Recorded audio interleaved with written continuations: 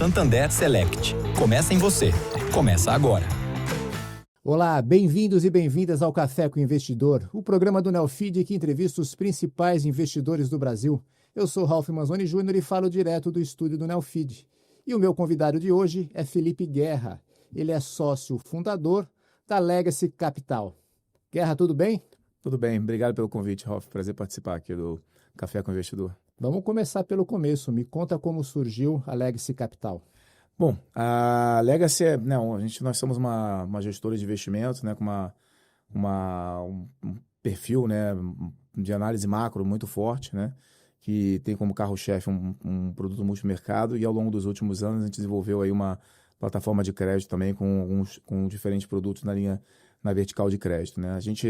A nossa origem, né, estou no mercado desde 98, passei por 3 casas anteriormente, né, comecei no BBM no Rio, como estagiário, depois eu fui trainee no Citibank, fiquei no Citibank de 2000 a 2005, foi quando eu saí do Citibank, fui para o Santander, fiquei de 2005 a 2018, então fiz boa parte da minha carreira no Santander, na tesouraria, na mesa proprietária, né? E a gente tinha uma cultura de investimento, né, nesses lugares que eu passei, e principalmente no Santander, bastante organizada, né, e que teve uma trajetória bem longa, com um processo de investimento bem definido, né, com uma organização bem definida, e que tinha um retorno, né, sobre o capital do banco durante esses 13 anos, bastante expressivo, bastante recorrente, um Sharpe muito bom, né? E aí, dali a gente... eu, mais 2 sócios, né, o Jobim, que é o nosso economista, o Gustavo Pessoa, que é responsável pela parte de renda fixa, a gente resolveu dar um próximo passo, que era montar a nossa própria gestora, né?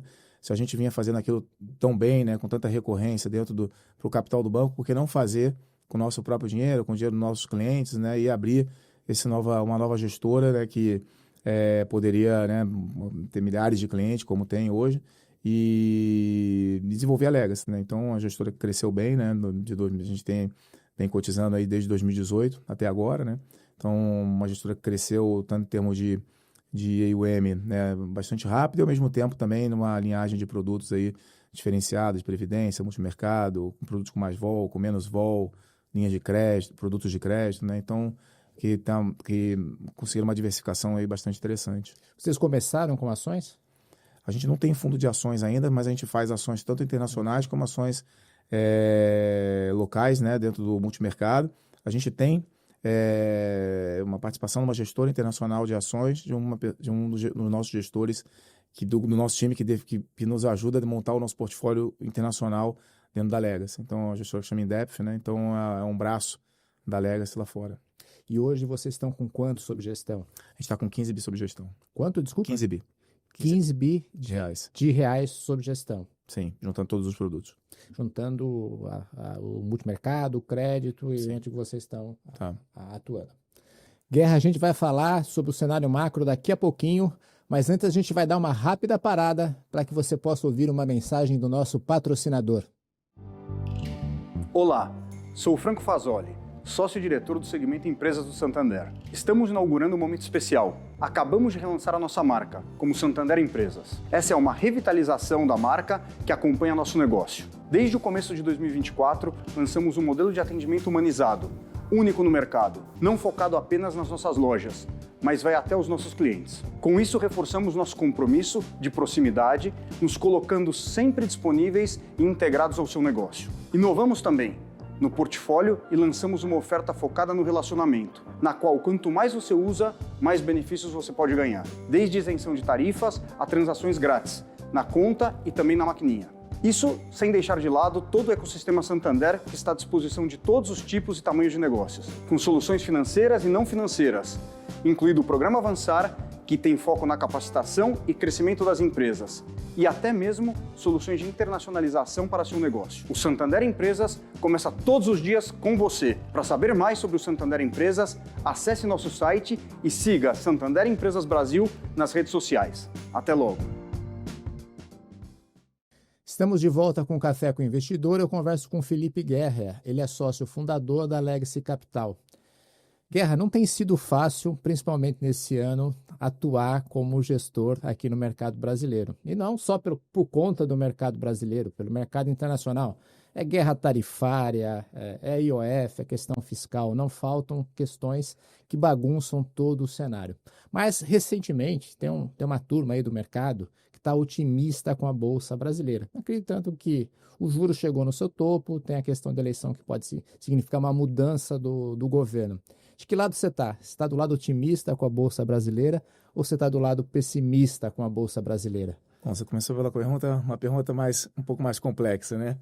Geralmente a gente começa no cenário, você já começou já indo direto ao ponto com relação à Bolsa Brasileira. Não, a gente entende que nesse momento, né, a Bolsa Brasileira já teve uma certa apreciação esse ano, bastante importante, né? E quando a gente compara o que a gente chama de equity risk premium, né, quanto você cobra, né, de prêmio de risco, né, para você estar investido em ações dentro do índice ou das ações brasileiras, né? E quando a gente vê onde a gente estava no final do ano passado, novembro do ano passado, e vê onde a gente está agora, teve uma compressão muito grande desse prêmio de risco na Bolsa Brasileira. Então, eu diria o seguinte, né? A gente, como esse prêmio comprimiu muito, né?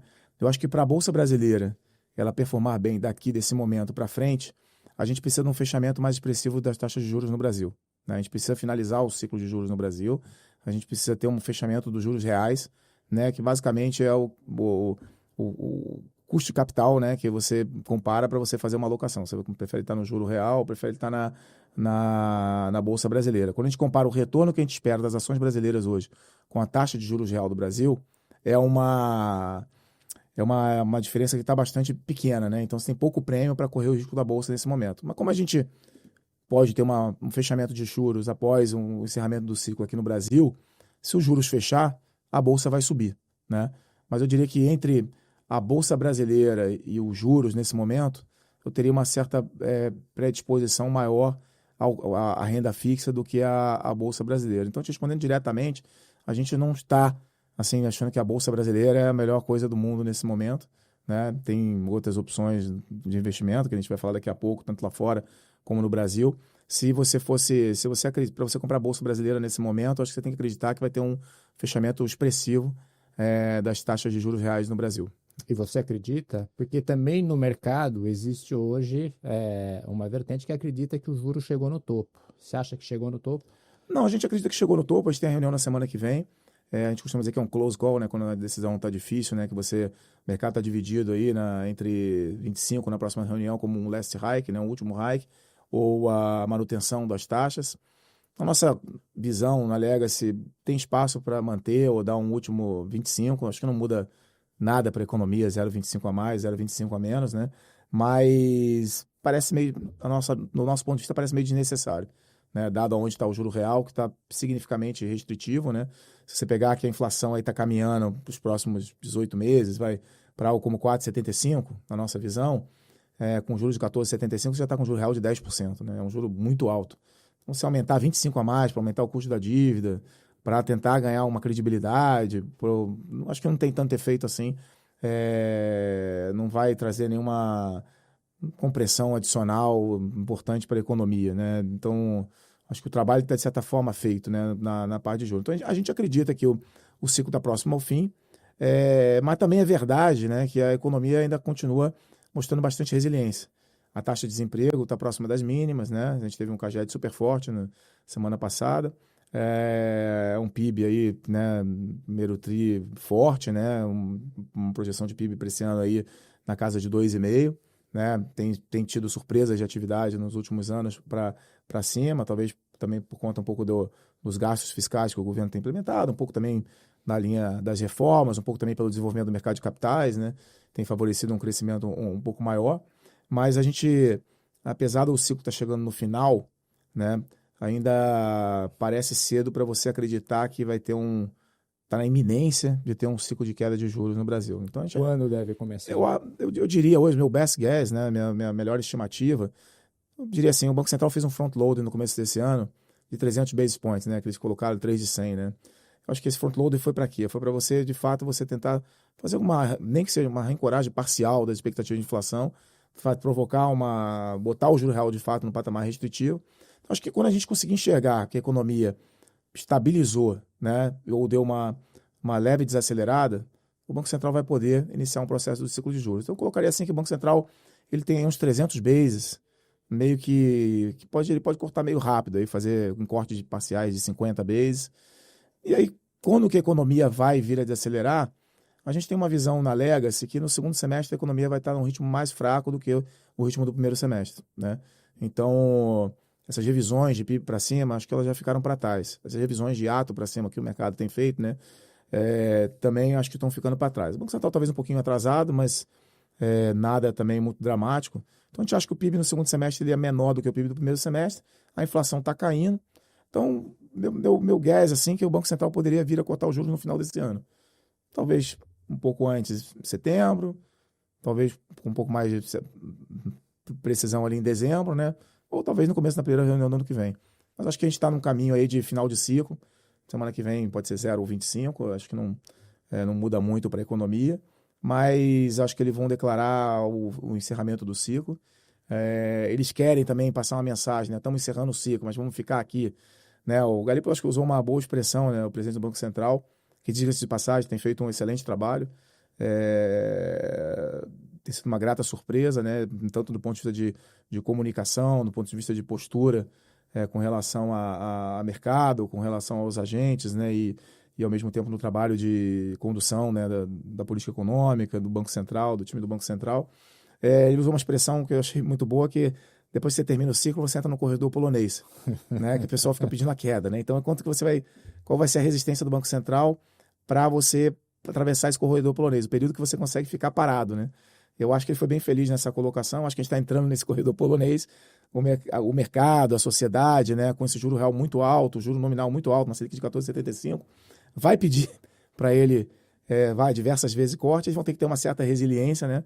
Mas eu acho que no final, o que vale é o fundamento, né? Eu acho que o Banco Central não vai cortar juros com a inflação piorando e com a atividade forte. Então, se a gente começar a ver a inflação caminhando aí para topo da meta e, ao mesmo tempo, a economia postando sinais de desaceleração, com os efeitos defasados da política monetária começando a ficar mais aparentes, acho que o Banco Central não vai hesitar em reagir pelo fato de o juros estar realmente significativamente restritivo.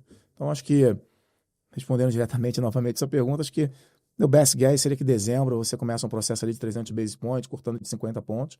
Obviamente, se desacelerar mais, a coisa vai mais rápido, desacelerar menos, demora um pouco mais e você pode fazer em dosagens menores, um pouco mais espaçado. Então, a verificar aí um pouco os dados.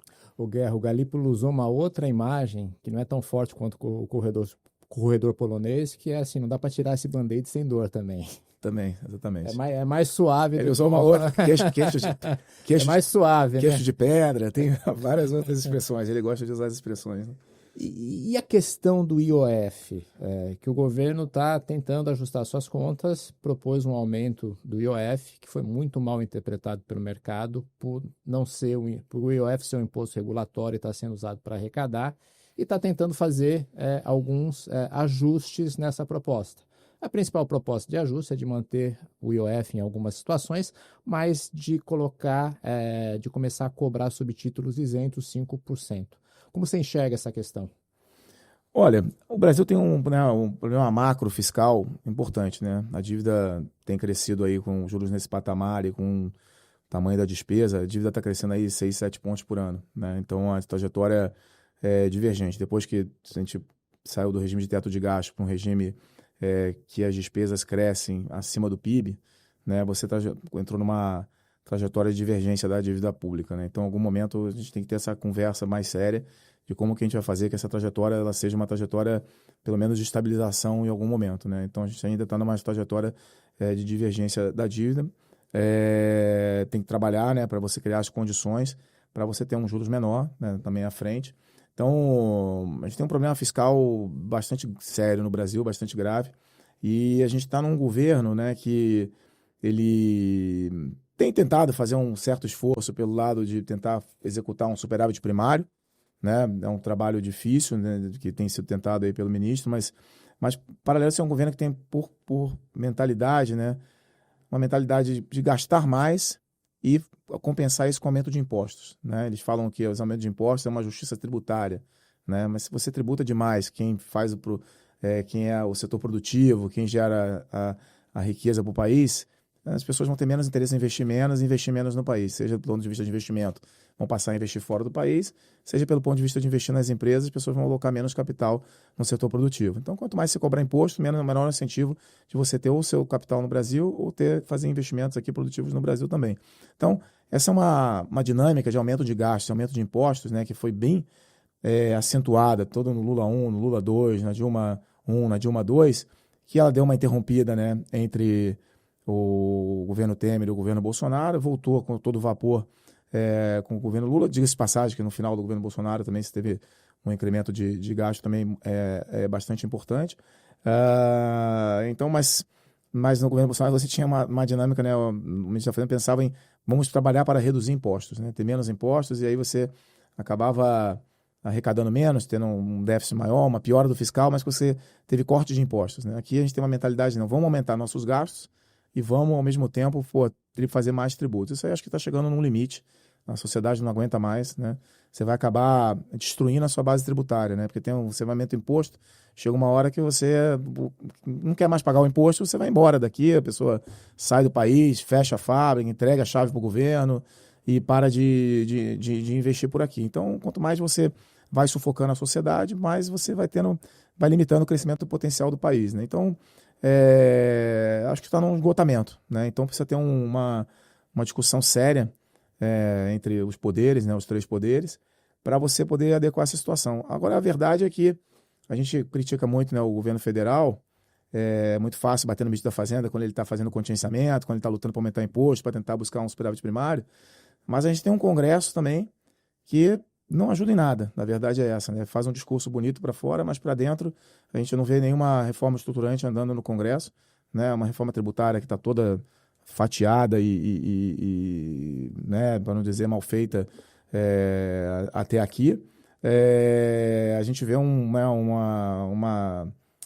ansiedade, um desejo por cada vez mais emendas. Então a gente não se fala em reduzir gastos, né, no legislativo, não se fala em reduzir gastos no poder judiciário, né, os salários e os gastos só crescem também. Então a gente não tem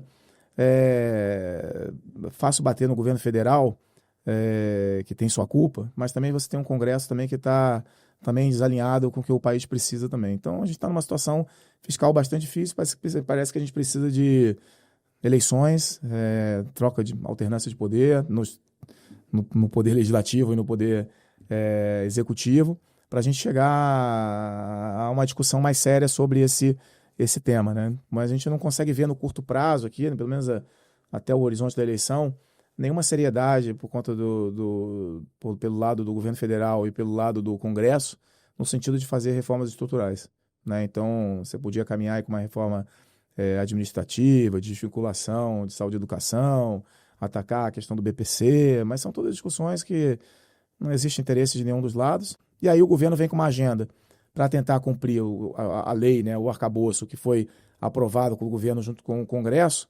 O governo ele recorre a impostos e o Congresso não quer os impostos, mas também o Congresso também não quer cortar despesa. Então fica uma equação, a gente fica essa briga que a gente está vendo hoje, né? Fim de semana o presidente da Câmara fala uma coisa, no domingo fala outra, na segunda outra, né? E a gente fica pipocando o IOF de um veículo para outro, né? Vamos tributar, no câmbio, na renda fixa, é no incentivado, é no isento. Então fica tentando achar, como você colocou muito bem, uma saída em cima de impostos regulatórios que distorce, né, o sistema tributário. O que é correto, na verdade? O correto na parte de IOF, de tributação, dessa parte de investimentos, seria você ter uma alíquota única, você não ter isenção para nada, nem para LCA, nem para LCI, nem para CRA, nem para CRI, mas que a alíquota média fosse baixa para todo mundo, para o CDB, para os fundos de investimento, para os fundos de ações, e o investidor pudesse chegar aqui e escolher qual investimento ele acha melhor. Eu quero ter bolsa, eu quero ter renda fixa, eu quero ter debênture corporativo, eu quero correr o risco de crédito, né? Mas tudo com a mesma alíquota, né? Então o investimento você não teria essa distorção tão grande, né? Porque hoje você tem lá o isento, o Ben Johnson lá competindo com o anabolizante, contra fundos de bolsa que tem impostos, mas ainda você tem imposto em cima das empresas, imposto em cima do investidor, né? Agora imposto que colocar imposto do dividendo, imposto no JCP. Então, né, fica um negócio assim, quase que é uma corrida totalmente desumana, né? Um com anabolizante e o outro cheio de saco de batata nas costas. Então é mais ou menos como o país está caminhando, né? Ô, Guerra, eu ia te perguntar, mas acho que você já me respondeu, porque assim, esquece a questão fiscal, deixa a questão fiscal um pouquinho de lado aqui. Porque assim, uma crítica que se tinha de muitas casas e de muitos gestores é de que realmente os incentivados criavam uma distorção no mercado. Você acredita nisso, então? Não, acredito muito nisso, né? Você acaba causando distorções e existe um lobby enorme em cima dessas distorções, né? Seja do setor de infraestrutura, que quer subsidiar taxas menores, né? Empresas grandes com acesso ao mercado de capital hoje vão pelo caminho do isento, né? E empresas menores que precisam de muito mais de capital, têm muito mais dificuldade de acessar o mercado de crédito, pagando IOF aí no rotativo, né? No risco sacado, na cabeça, 4 vezes ao ano, quando o cara gira o fluxo dele a cada 90 dias, quase inviável, né? Você vai quebrar a empresa pequena para dar uma vantagem, um benefício para empresas grandes que conseguem acessar o mercado de debêntures incentivados. Então, é uma distorção assim enorme, né? O setor agro já tem vários subsídios, né? Já tem várias linhas de receita, mas você ainda cria mais um canal para dar um outro subsídio, né? Um lobby enorme no Congresso para continuar mantendo essa linha. Aí tem as construtoras lutando para ter lá o subsídio no CRI. Então, a gente vê assim, um mundo de investimento com muita distorção. A gente não vê isso sendo adressado, né? Você devia ter uma alíquota única e o investidor deveria tomar a decisão onde ele quer alocar o melhor capital dentro das alternativas que o país oferece, né? Então, acho que causa muita distorção, mas também esse governo não acho que vai resolver isso. Guerra, vamos falar um pouquinho do cenário internacional, que também não está fácil como aqui no Brasil, até por conta da questão da guerra tarifária. Aparentemente, Estados Unidos e China estão começando a se entender. Você acredita que com um acordo Estados Unidos e China esse assunto é superado? A questão vamos, né, olhar aqui a questão internacional. Eu acho que o governo tinha muita expectativa com relação ao governo Trump, né, que vinha com uma equipe considerada uma equipe forte, com um approach liberal, né, com uma agenda econômica aí de desregulação, né, de redução de impostos. Tinha já a discussão das tarifas, mas tinha uma grande ânimo, né, com o que poderia ser um governo Trump, ainda mais com você tendo o Red Sweep, né, o Congresso, né, alinhado com o presidente, que você poderia aprovar mais rápido essa agenda de regulação, corte de impostos, talvez corte de despesas, né, para compensar esse corte de impostos, né. Tinha uma agenda com o Elon Musk, com o Dodge, né, então tinha um ânimo, né, muito grande, e o Trump causou uma grande frustração, essa é a verdade, né. Afinal, você teve muito mais ênfase numa política nos problemas geopolíticos e nas questões comerciais do que nas questões de rebalanceamento do lado fiscal e na questão de regulação, né, dos setores, de uma economia menos burocrática, né, gerar mais eficiência e etc. Então, teve uma grande frustração com o governo Trump. A forma que ele atuou nas tarifas e atuou no lado geopolítico causou muito desconforto em muitos países aliados históricos dos Estados Unidos, né? E muitos investidores que estavam muito confortáveis com posições dos Estados Unidos, por ainda ser a melhor economia do mundo, né? Com maior produtividade, com uma demografia, parque tecnológico, todas as coisas que a gente está cansado de saber, que levam o investidor a ter mais exposição aos Estados Unidos, né? O Trump, com esse approach, ele fez com que você colocasse isso em um certo questionamento. Será que eu não tenho muita posição hoje nos Estados Unidos, dado que hoje você tem um presidente que ele quer mudar as regras, ele cria conflitos, né, por mais que ele vai e volte, né, agora tem o taco, né, que é o Trump retrocedendo, chicken out, e ele tem se atuado dessa forma, causa muito ruído, etc e tal. Como todo mundo tem muito, se todo mundo resolver ter um pouco menos, né, isso tem uma série de implicações importantes para os portfólios globais, né. Então, né, você perguntou da questão da China, né, com o Trump. Ele que anunciou que chegou a um acordo, a gente precisa ver se a China também está nesse acordo, né? Ele já anunciou várias coisas que não foram verdades, né? Então, assim, a gente precisa ver como é que a China vem com uma resposta com relação a isso, mas o que está muito evidente é que ele tem desescalado a intensidade das tarifas, tem tentado desesperadamente encontrar alguns deals para mostrar alguma vitória, porque até agora ele mostrou poucas vitórias, né? Perdeu o Elon Musk, entrou num conflito com o Elon Musk recentemente, agora estão voltando atrás, fazendo as pazes, né, com as notícias do dia de hoje. Tem essa questão do Congresso que ele parecia que ia aprovar como um trator, né, essa agenda, com um lado de corte de despesas, com um lado de corte de impostos, e você está aí, não conseguiu cortar nenhuma despesa e está tentando cortar imposto, então é um déficit que se mantém na casa de 6% a 7% até o final do governo, até 2028, né, até o final do governo Trump. Então, acaba que não tem nenhum ajuste fiscal nesse governo, havia muita ênfase nesse tema, né, por parte do secretário do Tesouro, né, que era algo que eles iam perseguir, um déficit de 3%. Então, está muito distante, está mais do que o dobro disso, né, parece que está se materializando. Então, tem uma grande frustração. Por outro lado, tem uma redução da intensidade. O Trump parece que ele precisa buscar vitórias no curto prazo. O que é importante, né? Aí já respondendo a pergunta que você vai me fazer provavelmente, que é, como é que a gente se posiciona nesse cenário, né? A gente vê dois grandes temas aqui no portfólio, nesse nosso portfólio nesse momento, né? Um primeiro tema é um tema mais estrutural, que a gente já vem otimista de longa data, né? Que é a parte de o ânimo com tecnologia, com o avanço da inteligência artificial, com o potencial ganho de produtividade que você pode ter com esse avanço do parque tecnológico. Então, a gente está bem investido há muito tempo, desde o pós-pandemia, né? Em ações ligadas aí à tecnologia, principalmente aí a semicondutores, parte de cloud, né? Que são as ferramentas que fazem, que possibilitam o avanço da inteligência artificial, né? Isso então, na Bolsa Americana. Isso na Bolsa Americana, que é onde, né, você encontra os melhores players. Tem alguma coisa ainda em outros lugares, como China e Europa, mas a nossa posição está bem concentrada ainda em Estados Unidos, né? E a gente continua gostando muito desse tema.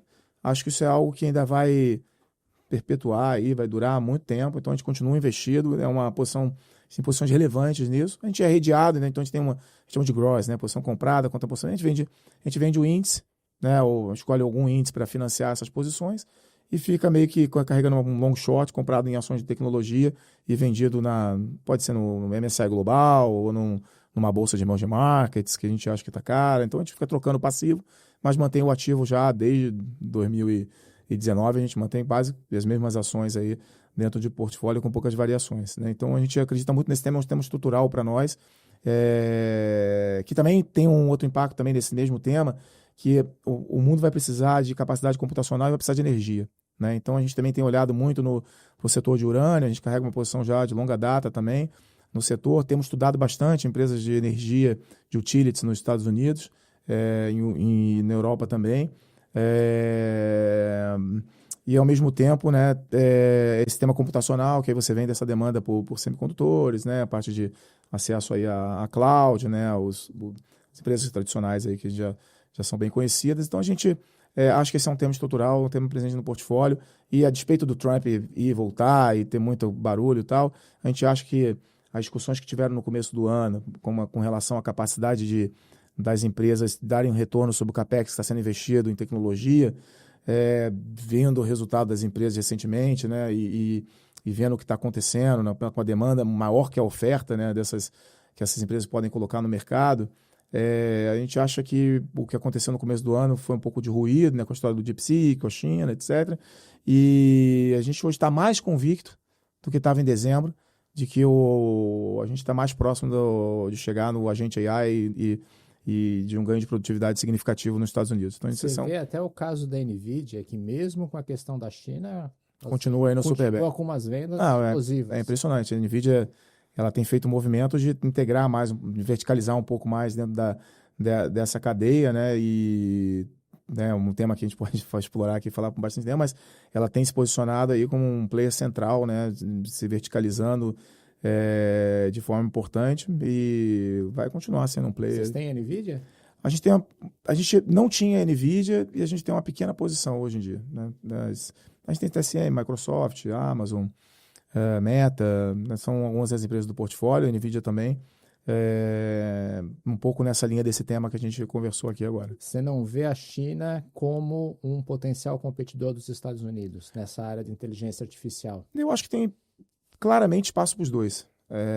Eu acho que as empresas multinacionais elas não vão trocar uma plataforma da Microsoft por uma plataforma chinesa, de hipótese nenhuma, principalmente as empresas americanas, né? Então, tem um espaço enorme no Ocidente para as empresas americanas e os países emergentes, países ali da Ásia, podem usar lá o sistema chinês que eventualmente venha a ser desenvolvido. Então, a gente acha que essa competição está aí para ficar e tem espaço para os dois. Os Estados Unidos têm capital humano, capital, né, financeiro, está à frente, né, num pedaço dessa tecnologia. A China está mais à frente em outros setores, como robótica, né? Então, acho que é uma competição saudável aí que vai fazer esse ganho de produtividade, né, que vai transladar aí provavelmente para um crescimento maior global e principalmente um crescimento maior nos Estados Unidos no futuro próximo, né? Então, a gente é bastante otimista nesse sentido, né? Então, quando você combina isso com um cenário no qual os bancos centrais ali, a região da Europa, né, tá cortando juros e fazendo fiscal. Você tem a China cortando juros e fazendo fiscal. Você tem um ambiente de liquidez abundante, com um potencial ganho de produtividade. Isso para a gente dar um pano de fundo otimista, né? Então, a gente é tendencioso aqui a gostar de posições em renda variável, né? E aí vamos para o segundo tema, né? Que é um tema, acho que talvez um pouco mais conjuntural, que ele está relacionado às atitudes do Trump, né? E essa questão que a gente já conversou um pouco tempo atrás, que é quando você causa um desconforto nos investidores com relação ao tamanho do investimento que eles têm nos Estados Unidos vis-à-vis o que eles têm em outros lugares, você traz uma busca por diversificação, né? E quando o investidor ele quer sair um pouco do Treasury nos Estados Unidos, ele quer sair um pouco da Bolsa Americana, e esse pouco vai para um país emergente, esse pouco é muito para nós brasileiros aqui. Sai $1 bilhão de dólares lá, não é nada. Aqui no Brasil, você entra $1 bilhão na Bolsa, você faz um movimento razoável na Bolsa brasileira, né? Então, esse dinheiro tem fluído para outros países. Você vê a Bolsa da Europa na máxima, o DAX na máxima, né? A despeito de todo mundo achar que a Europa está cheia de problemas, etc., com uma guerra, né? Problemas no setor elétrico, enfim, a Bolsa está na máxima, né? Você tem aqui a Bolsa brasileira subindo bastante, você tem a Bolsa mexicana também que subiu bastante, a Bolsa da Coreia está subindo bastante, a Bolsa chinesa deu uma recuperada razoável. Então, tem um pouco de dinheiro saindo dos Estados Unidos e fluindo para o resto do mundo. Isso tem dois efeitos. Você provoca uma apreciação dos ativos fora dos Estados Unidos e tem um outro efeito que você provoca uma queda do dólar, né? Que é curioso, né? Geralmente quando tinha uma crise dessa, você ia para o dólar. Você está saindo do dólar agora.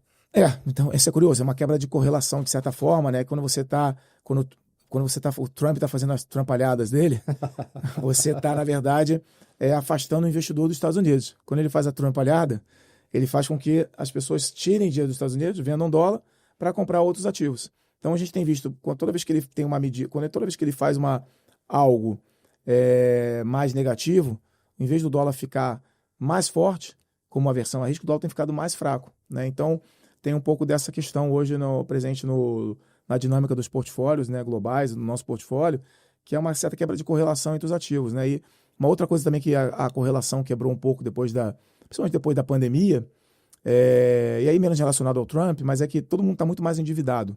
As dívidas são muito maiores, os tesouros têm mais dificuldade para se financiar. Você tem mais competição pelo capital, né, na renda fixa. Então, as curvas de juros as curvas de juros longas têm trabalhado com mais prêmio. O mercado tem exigido um tal prêmio fiscal na curva longa, né? Isso é um outro tema também. Então, você tem tido um comportamento também, muitas vezes, que o mercado piora porque o juros está abrindo. E, geralmente, o que é o tradicional? Geralmente, quando está tudo bem, os juros ficam mais altos e a bolsa sobe, né? Por quê? Porque está tudo bem. A economia está bem, você pode ter juros mais altos e você pode ter uma bolsa mais alta. Quando você tem os juros abrindo por condições de prêmio de risco, prêmio fiscal, você provoca uma queda da bolsa. Então, tradicionalmente, as pessoas faziam uma operação que chamava, né, o Ray Dalio ficou famoso com isso, questão do risk parity, né? Você compra o bonde e compra a bolsa. Se por acaso a economia está indo mal, você ganha no bonde e perde na bolsa. Se a economia está indo bem, você ganha na bolsa e o bonde fica meio parado, né? E no final você vai coletando o carrego da renda fixa e o carrego da renda variável. Só que da pandemia para cá, com essas dívidas maiores, a gente tem visto esse portfólio muito mais nervoso do que era. Em vez de ele ter um portfólio equilibrado, ele é um portfólio muito mais volátil hoje em dia, né? Então, você tem essa quebra de correlação da Bolsa Americana, dos ativos de risco com o dólar, e ao mesmo tempo com a Treasury, né, com os juros longos das economias desenvolvidas, é uma dinâmica nova nos portfólios globais que tem feito que a gente tem que se adaptar, né, e construir o portfólio de uma maneira diferente, né? Então, voltando ao segundo tema, que é o tema da diversificação, ele acaba levando a gente a ter um pouco mais de exposição fora dos Estados Unidos. Tradicionalmente, a gente tem muito mais exposição aos Estados Unidos do que a outros lugares, então a gente acaba tendo um pouco mais algumas ações de Europa, começa a olhar alguma coisa de Ásia, abre um pouco de espaço para também ficar um pouco animado com o Brasil, eventualmente, seja em juros ou seja em bolsa. Então, e paralelo a isso, acho que cria uma condição de o dólar ficar mais fraco. O dólar, ciclicamente, a gente sabe que ele está num preço muito alto, se apreciou durante muitos anos, né? Mesmo que fique tudo mais ou menos parado, nada aconteça, né?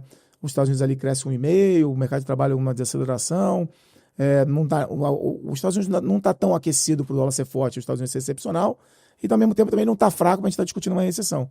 Então você está ali no sweet spot, né? Que é aquele ambiente de vol baixa, que os Estados Unidos está no steady state, crescendo entre 1,5% e 2%, né? Com a inflação ali 2,5%, 2,6%, ok, né? Dado tudo que tem acontecido de discussão de tarifa, tudo que aconteceu do pós-pandemia, né? Uma velocidade de cruzeiro. Isso é um ambiente, né, com o mundo cortando juros, com o mundo fazendo fiscal.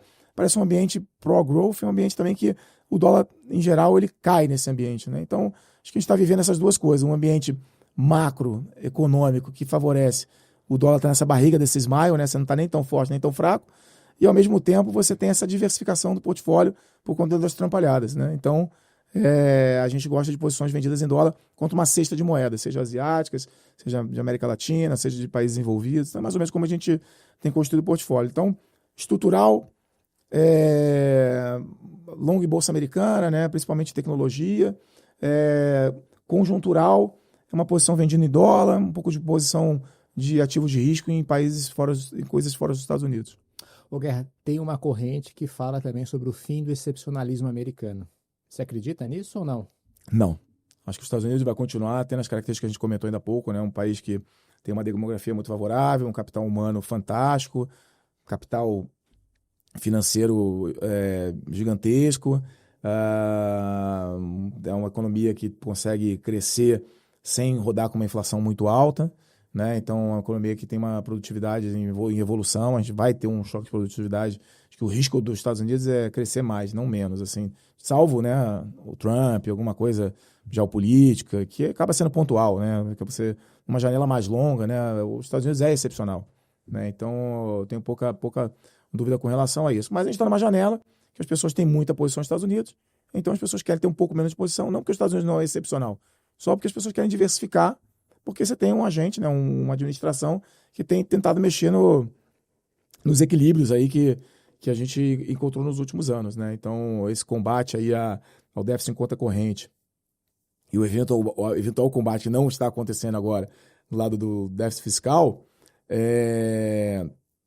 que vem acontecendo por muitos anos, né, tem consequências para o mercado, né? Então, nesse sentido, a diversificação entrou como um tema assim, para esse ano de forma bastante importante. Você comentou também, Guerra, que com essa questão de diversificação, dinheiro vindo para outros mercados, inclusive para o Brasil, que você está um pouquinho mais otimista para o Brasil. Como que está o seu portfólio aqui no Brasil? O Brasil, assim, os ativos do Brasil estão melhorando no ano, né? O dólar está caindo de forma significativa, a bolsa está subindo de forma significativa, os juros fechou de forma significativa, depois de uma piora muito grande por conta de toda a confusão fiscal ali de novembro, dezembro, né? O nosso ministro falou que ia anunciar um pacote de corte de gasto, ele veio com um pacote de corte de impostos, né? Então, aumento de impostos. Na verdade, é que tinha o negócio do IR, né? Levantou a questão do IR, que era cortar imposto, né? No momento sem saber qual seria a compensação, né? Não estava tão claro qual seria a compensação, como ainda não está tão claro. Então, o que gerou, né? Todo mundo esperando um pacote que poderia vir medidas estruturais, corte de gastos, etc. E veio, na verdade, vamos fazer mais uma medida aí que vai cortar imposto, né? Abrir mão de arrecadação de boa parte da população, ganhar até R$5.000. Foi uma coisa super mal explicada, mal antecipada, mal feita, né? Meio desorganizado, num momento que não era aquele momento, o momento ideal, obviamente, para fazer isso. Esse governo ele tem muita dificuldade de entregar alguma notícia boa. Ele precisa botar outra ruim junto, né? Então, agora você tinha essa questão de você fazer um contingenciamento, que foi feito 2 semanas atrás, foi um contingenciamento importante, né? Mostrando responsabilidade com o fiscal no momento que o mundo tem mostrado menos responsabilidade. Só que, ao mesmo tempo que ele faz o movimento de fazer o contingenciamento, né? O bloqueio nas contas, ele, ao mesmo tempo, vem com o IOF, com cara de controle de capitais, para machucar quem tem dinheiro, para fazer justiça. Então, ele consegue sempre botar uma notícia ruim quando ele tenta, com muito esforço, colocar uma notícia boa. Parece que ele tem que colocar uma outra coisa para compensar, senão o governo não aceita, tem o PT ali por trás reclamando. Então, tem essa dificuldade, né? A gente está de novo aí, você tem um episódio em novembro, que é esse que eu comentei, e agora esse episódio recente, né? Você criou essa confusão do IOF para tudo que é lado. No momento que você fez um bloqueio, você fez um gesto de responsabilidade fiscal, né? Poderia ter vindo com alguma coisa a mais do lado de uma reforma administrativa, de alguma mudança mais estrutural, né? Mas, assim, eles têm mania de colocar uma notícia ruim com uma notícia boa. Você perguntou, então, de forma geral, né, a mensagem que eu queria passar é o quê? Os ativos do Brasil estão melhorando, não é porque o Brasil está fazendo alguma coisa que mereça melhorar. A gente está melhorando porque está melhorando em todos os lugares. Então, se você pega o real, está melhorando, mas o México está melhorando, a moeda chilena está melhorando, a moeda da Coreia está melhorando, a moeda da Índia está melhorando. Então, é uma melhora sincronizada das moedas em geral. Você tem uma melhora sincronizada das bolsas de uma forma geral. Você tem aí uma acomodação dos juros de forma sincronizada de uma forma geral, né? Porque você vai ter essa questão de se os Estados Unidos vai comprar menos, porque tem tarifa, o mundo vai sobrar com mais bens, esses bens da China vão inundar diversas geografias, você vai ter menos inflação, então isso permite você ter taxas de juros menores, né? Paralelo a isso no resto do mundo, vis-à-vis os Estados Unidos. Então, o Brasil não fez nada por merecer essa melhora, né? Então, a gente está surfando uma grande janela de oportunidade do mercado internacional, que o mercado internacional está nos dando nesse momento. A gente poderia usar isso para fazer mais reformas, né? E ter uma melhora mais intensa e duradoura, mas a gente não consegue ainda com essa agenda. Acho que a gente parece que precisa de uma alternância de poder. Então, o que eu estou vendo no Brasil, Ralf, eu estou vendo no contexto internacional. O fato de estar um pouco de posição otimista no Brasil é porque o meu cenário internacional ele é positivo. Não é porque o meu cenário de Brasil ele é positivo. É mais pelo ponto de vista internacional, né? Então, como a gente está aqui no Brasil inserido, o Brasil por ser um país emergente, tem prêmio, tem volatilidade, né? Você acaba tendo, tem carry, né? A moeda, o juro do Brasil, 14,75, né? É o juro real mais alto aí dos países que a gente opera, né? Que tem posições mais relevantes, vamos dizer, colocar dessa forma. Então, acaba sendo um atrativo, né? O estrangeiro quer diversificar, tem um país aqui que está pagando 14,75 de juros, ele vem aqui e coloca uma ficha aqui, então isso pode trazer uma apreciação adicional para o real, pode botar um pouco na bolsa, porque a bolsa ela rende NTNB mais um prêmio de equity, então ele coloca mais um dinheiro aqui na bolsa, ele vem e aplica os juros, porque eventualmente o Banco Central já está no final do ciclo, ele pode vir a cortar. Então, nesse contexto global, eu acho que o Brasil é uma alternativa aos portfólios, né? Então, nesse sentido, a gente tem um pouco de posição otimista no Brasil, né? Mas é equity, como que vocês estão posicionados aqui? A gente está neutro para equities, né? A gente tem uma carteira long short, né? Empresas que a gente enxerga que tem um retorno melhor, alocam melhor o capital vis-à-vis outras empresas, né? E aqui no Brasil a gente tem uma tendência que perto do fim do ciclo, em geral é bom você estar um pouco aplicado aí nas NTNBs, um pouco aplicado nos juros, né? Mais a barriga da curva e tal. Então a gente tem uma tendência aqui nesse sentido. Como o juro vai ficar alto por algum tempo, a gente não consegue ainda ver uma fraqueza da economia, a gente não acha que está numa iminência de corte de juros, a gente acha que isso aí faz o juro fica no high for long, que a gente chama, né? Vai ficar alto por algum tempo, significativo. Isso tende a favorecer a moeda ainda mais e tende a não ser bom para a Bolsa, né? Porque a Bolsa, você fica comprando na Bolsa, está abrindo mão do CDI. Você fica comprado no real, você fica ganhando CDI. Então, uma estratégia, eventualmente, você não precisa ter Bolsa, né? Você fica comprado, um pouco aplicado em juros e um pouco comprado na moeda. Acho que é um portfólio de Brasil que fica nesse momento, ele se adequa com o nosso momento macroeconômico e com o plano de fundo global. Guerra, a gente está chegando ao final. No final eu faço um bate-bola, perguntas e respostas rápidas. Vamos lá? Vamos lá, a parte mais difícil, né? Me diz aí um investimento que você se arrepende. Olha, tem vários, né? Ao longo a gente faz, o nosso negócio é tentar acertar mais do que errar, né? Então tem vários que a gente acaba passando pro lado errado, né? Mas assim, na cabeça, assim, de coisas mais marcantes, assim, acho que talvez ter tido posições aqui algumas posições aqui no Brasil, né, nesse governo Lula, principalmente no primeiro semestre do ano passado, né, assim, em juros, né, acho que foram posições muito ruins, assim, acho que o momento foi um governo ruim de estar investido, né, assim, talvez devia ter tamanho de posições menores e um pouco mais de ceticismo, com posições aqui nesse Lula 3 aqui, principalmente no ano passado, primeiro semestre, assim, né, um ambiente difícil no lado externo, de abertura de juros globais, ter posições de juros aqui no Brasil, né, comentando esse porque é um erro de curto prazo, mas já tiveram vários episódios, né, em crises, né, passamos por crise de 2008, passamos pela crise do Brasil em 2015, né, esse mais recente é um que é ruim porque gente vinha numa toada boa, né, de acertando muito consecutivamente, e aí você, né, coloca uma ficha aqui no país, aqui no mercado de juros, num governo que, né, tem uma propensão a gastar, né, muito grande. Então, acho que aí foi um ponto aí, assim, só para dar como exemplo. E o contrário, um investimento que você se orgulha? Também tem vários também, né, que a gente já fez vários bons investimentos aqui. Acho que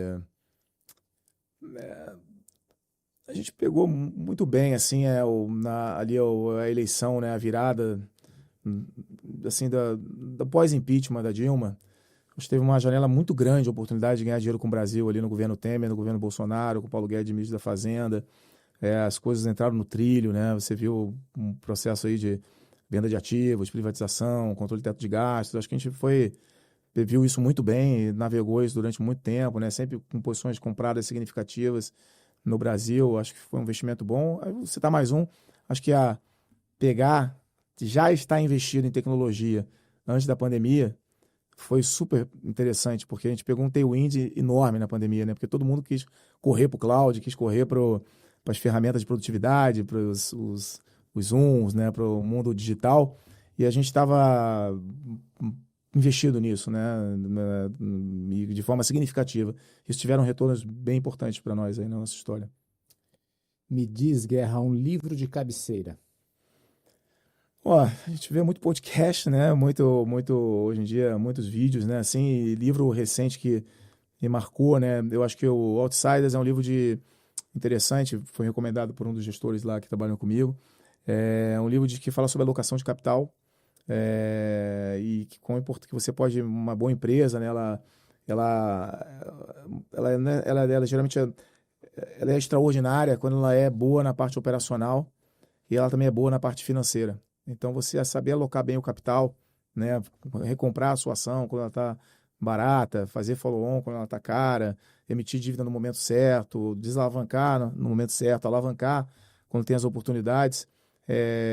Fazer é tão importante quanto você ser bom no seu operacional, você ser bom na sua parte financeira. Esse livro dá N exemplos de empresas espetaculares que tinham CEOs que eram espetaculares, tanto na parte operacional como na parte financeira. Então, acho que é um livro que eu recomendo, né? E consulto, às vezes, para discutir alguns cases de ações aqui no Brasil. É super difícil achar bons alocadores de capital no Brasil.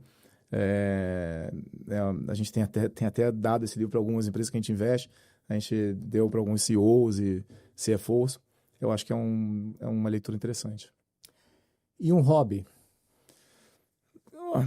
Eu gosto muito eu sempre gostei muito de golfe, né? Ultimamente eu não tenho jogado tanto, né? Mas é algo que eu quero voltar no futuro próximo aí a investir um tempo nisso.